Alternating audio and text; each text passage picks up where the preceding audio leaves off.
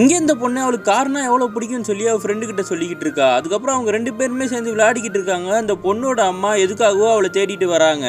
வந்த அம்மா பொண்ணுகிட்ட சொல்றாங்க, பணக்காரங்க ஒரு பெரிய கார்ல வந்திருக்காங்களாம், நீ சீக்கிரமா போயிட்டு அழகா ட்ரெஸ் பண்ணிட்டு வா, நீ இன்னைக்கு ஃபுல்லா அவங்க கூட தான் இருக்கணும்னு சொன்னோன்னே இந்த பொண்ணு அழகா ட்ரெஸ் பண்ணிட்டு வெளில வரா. கார்ல ஏறி அந்த பொண்ணு சிட்டி தாண்ட வரைக்கும் உருன்னு வரா. ஊர் பக்கம் வந்ததுக்கு அப்புறம் ஜாலியா ரைடை என்ஜாய் பண்ண ஆரம்பிச்சிடுறா. அங்க இருக்கவங்க கூட எல்லாம் பேசிக்கிட்டு இருக்கா. ஃப்ரெண்ட்ல உட்காந்த உடனே அந்த ஆள் ஒரு 500 ரூபா தரான். அதை எடுத்து உள்ள வச்சுக்கிட்டு அவங்க கூட சேர்ந்து பாட்டு பாட ஆரம்பிக்கிறா.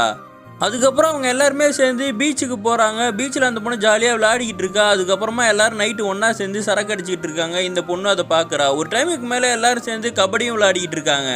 அதுக்கப்புறம் ரிட்டர்ன் வரும்போது 2 பேர் ஃபுல் போதையில் தூங்கிடுறானுங்க. அந்த பொண்ணு டிரைவர் கிட்ட பேசிட்டு வரா. அப்போ அந்த டிரைவர் கேட்குறான், இந்த காசெல்லாம் வச்சு என்ன பண்ண போறேன்னு. நான் இதெல்லாம் வச்சு ஒரு கார் வாங்க போறேன், அதுக்கப்புறம் நான் மட்டும் தனியாக இந்த மாதிரி ரைடெல்லாம் வருவேன்னு கொஞ்சம் ஃபீல் பண்ணி சொல்லிட்டு இருக்கா. அவங்க வீடு வந்ததுக்கப்புறம் அந்த பொண்ணு இறங்கி போனவ ஒரு நிமிஷம் திரும்பி வந்துட்டு அந்த ஆள் கொடுத்த 500 ரூபாவை திருப்பி கொடுத்துட்றான். ஏன் திருப்பி கொடுக்குறேன்னு கேட்டா, நீங்க தான் எதுவுமே பண்ணலையே, இந்த காசை வச்சு நான் என்ன பண்ண போறேன், இவ்வளோ தூரம் டிராவல் பண்ணதே எனக்கு போதும்ன்ட்டு போயிடுறா.